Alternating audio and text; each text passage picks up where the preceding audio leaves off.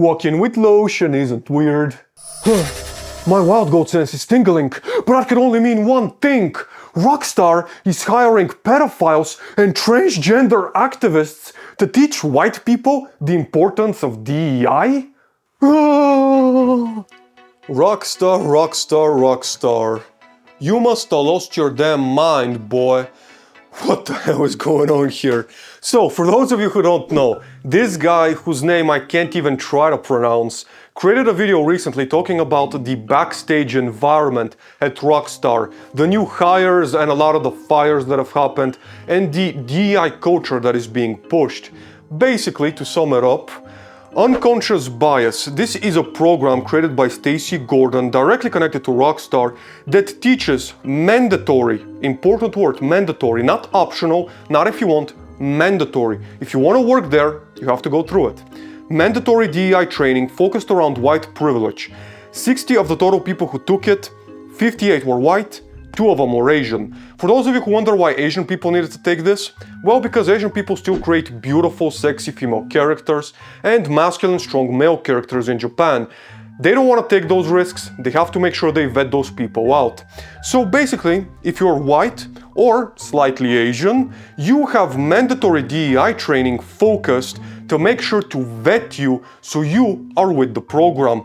Anybody who's not willing to go through this mandatory training pretty much leaves out the door. How do we know this? Well, I'm sure some of you, maybe not all of you, but some of you remember back in 2022 when the gaming world, well, the gaming media specifically, was flooded with articles about how Rockstar got rid of their frat boy culture. Basically, any guy who was boisterous, who was acting like a guy, who was talking about big knockers or big booty bitches, were either fired or left the company on their own.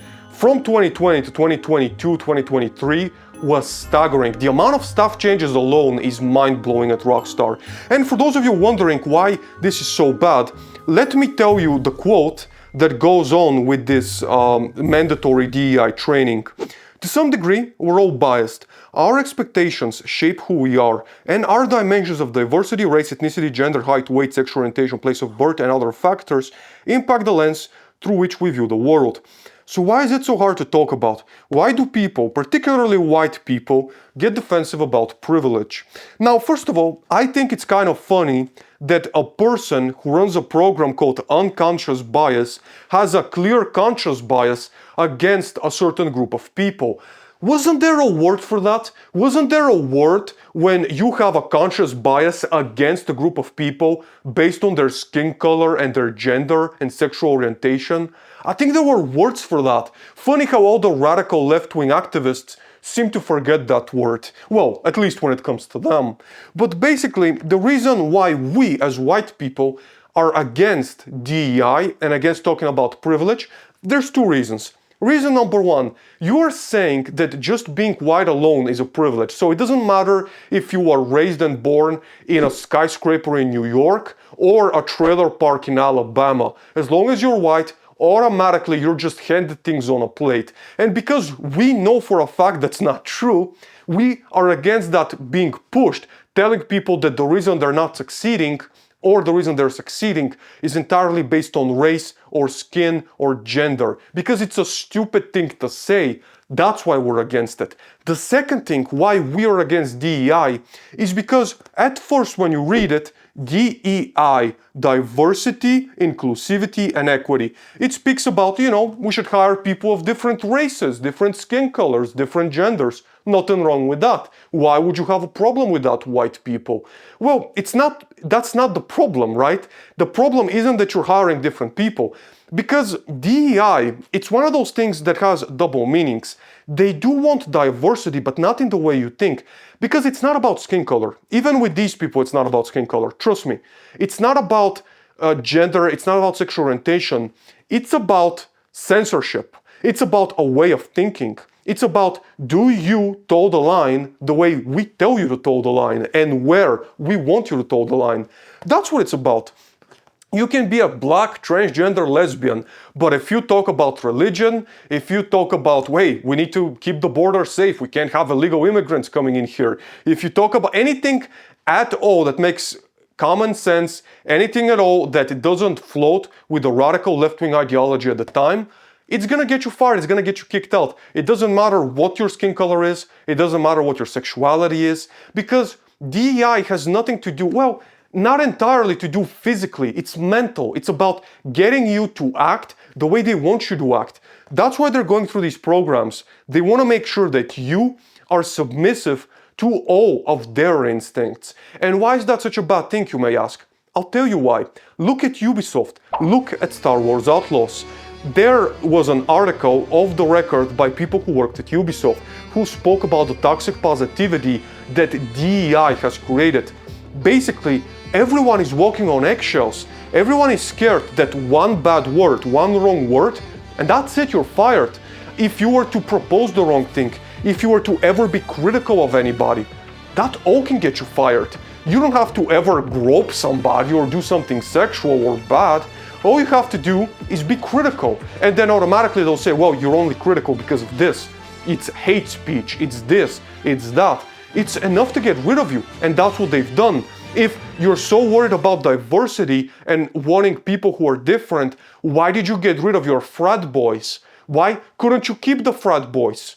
You want diversity, right? So why did all the boys who are boisterous, who act like boys, who are, in some cases maybe are disrespectful? This is Rockstar Games. This is the company that parodies everything about the modern world. You need people like that. You need people who are not willing to toe the line.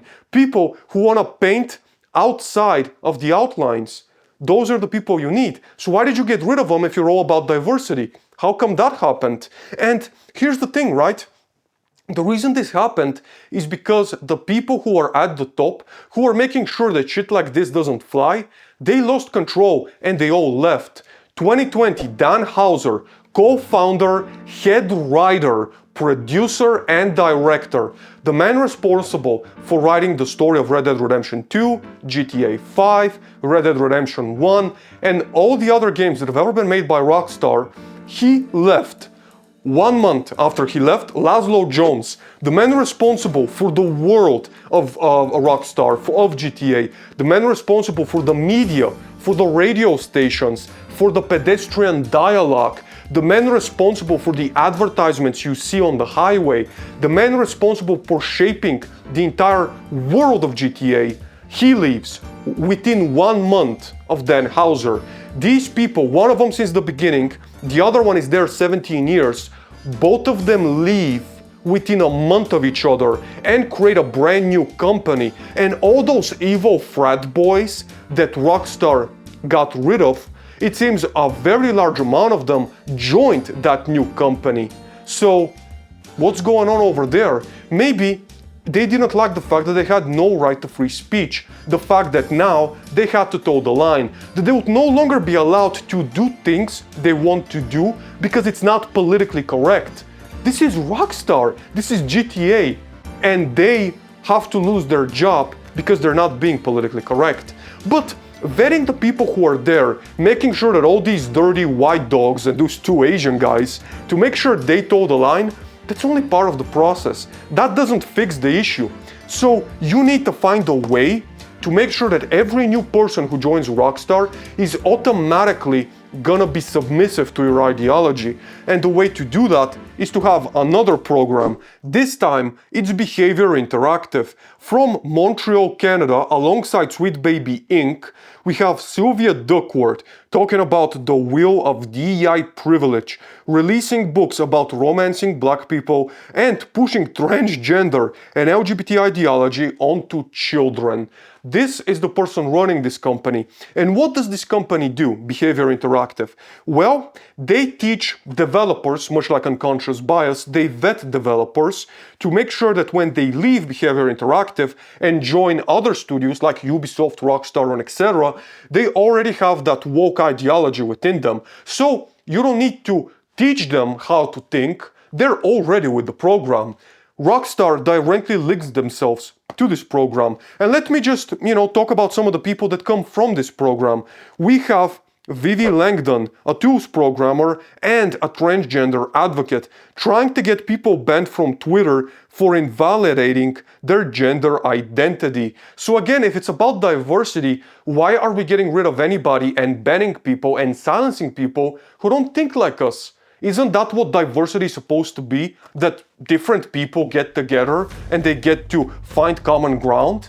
It seems that anybody who doesn't toe the line and doesn't do exactly the way you want them to do it automatically needs to be cancelled and removed. Let's look at someone else. Let's look at Shannon W., talent acquisition leader, creating and implementing DEI strategy. So within Rockstar, they're already making that. They're starting their own things. So they don't have to rely on unconscious bias. They don't have to rely on behavior interactive. They can do it all within the company to make sure that everybody remains submissive once they get in. We have Alicia Powers-Lee, senior talent acquisition specialist, who personally wishes Donald Trump and all of his supporters to drop dead. That doesn't seem very diversive to me, to say that more than half of all American people should drop dead because they don't agree with your political views. To me, that's a bit extreme. But what do I know? I mean, you fired the frat boys because they joke about boobs, but this person who's wishing death on people who disagree with her, she's okay, she can have a job. Let's look at another person. Craig Grassi, talent acquisition specialist at Rockstar, tweeting about children needing to be taught that sex is pleasurable. This is a quote. Then tweeting about children not needing a mom and dad over two same-sex parents. So you have a pedophile on your hands, a straight up pedophile. Actually, I shouldn't call him a pedophile. The left-wing activists would go after me for that. You're no longer, did you know this, by the way? You're no longer allowed to call pedophiles pedophiles. They are now called minorly attracted people. We have to be careful. We don't want to hurt their feelings. Radical left ideology right there. He continues. He continues to throw homophobic accusations left and right and posting trans and rainbow flags when Scotland's family party brings up traditional family values.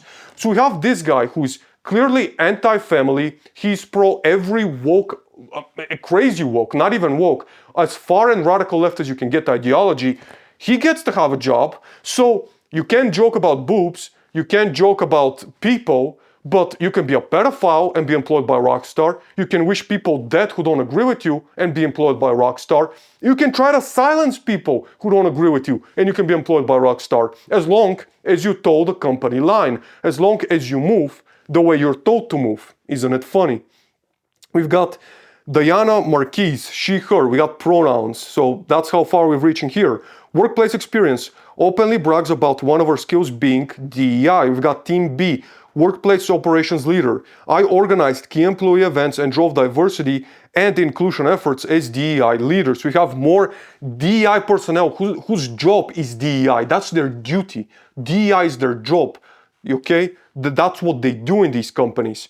We've got Shannon W., talent acquisition leader. We've got, I think I already spoke of her, Apurva Sharma, I'm not even gonna pronounce this, talent acquisition DEI advocate. Kelly Morsi, software engineers from Behavior Interactive. We have Linux, Rockstar employee pushing for the removal of transphobic jokes in GTA 5, which they did. Also, she comes from unconscious bias. Now, let me ask you something. If trans people are normal people like the rest of us, why can't we joke with them the same way we joke about the rest of us? I mean, if we can, how come we can make fun of everyone, but we can't make fun of them? That doesn't make a lot of sense here, you know? So you can, they're normal people, they're just like you, and you should treat them the same way, except you can never joke about them the same way you can joke about everyone else. I mean, I'm not saying target them, I'm not saying bully them, I'm just saying say the same things about them that you're saying about everyone else, because you're joking about, you're parodying everyone. You're parodying rich white folk, you're parodying black people, you're parodying Hispanic people. Everybody, it's a parody of everyone, you know, that's the thing about GTA. It's a parody, it's what it's supposed to be. But clearly, if you are a certain person, then it's no longer okay to do that.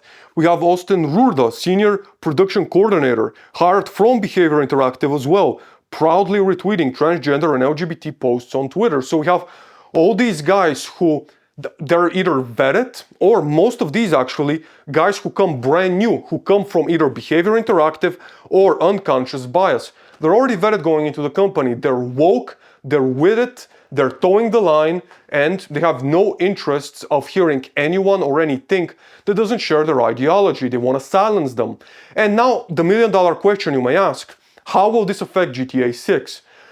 Well, we all know what happened to Volition and Saints Row when they got rid of their frat boy culture, because they had it as well. They got rid of all of their original guys and they hired woke activists for Saints Row the reboot. We all know how that ended up. We also know how things have gone in NetherRealm Studios. We all know how they have gone in Rocksteady, that's another one. We all know how things have gone in Ubisoft. Remember in Ubisoft when they spoke about the fact that everybody's on eggshells. Everybody is scared of getting fired. Everybody's scared for their job. So we know how these things sort of come to be. And you have to ask yourselves when it comes to GTA 6, is one of the reasons why we're not getting any news, we're not getting any trailers, is because currently all the left-wing ideologists are rambling through the game, making sure that everything fits. Like, oh, you shouldn't have this is offensive, you can't have this. Or why do you have a white person of power? Why don't you have a black female person of power? Or all these things, right? Who knows, maybe that's what's happening. They're redesigning character models to make sure, well, the mayor has to be this, or this person has to be that. I don't know. It's possible. We've seen it. We've seen countless examples of it. We know that every time you have these woke activists in charge, this is what tends to go on. So I don't know. Maybe there's a truth to that. Though a lot of people spoke about GTA being woke because, you know, Lucille was the main focal point and Jason was like a little puppy that she was sort of on a leash towing alone. But I personally would not go that far. I think we've seen one trailer. We can't judge the game yet. I think most of the game and world was already created at the time when Lazlow Jones and Dan Houser were still active. So it's possible that we're still gonna get most of their vision, at least I hope so. But until we get the game, I guess we won't truly know. We need at least one more trailer, and by the looks of it, we're not getting that anytime soon. So until next time, this has been WildGold, and thank you all so very much for watching.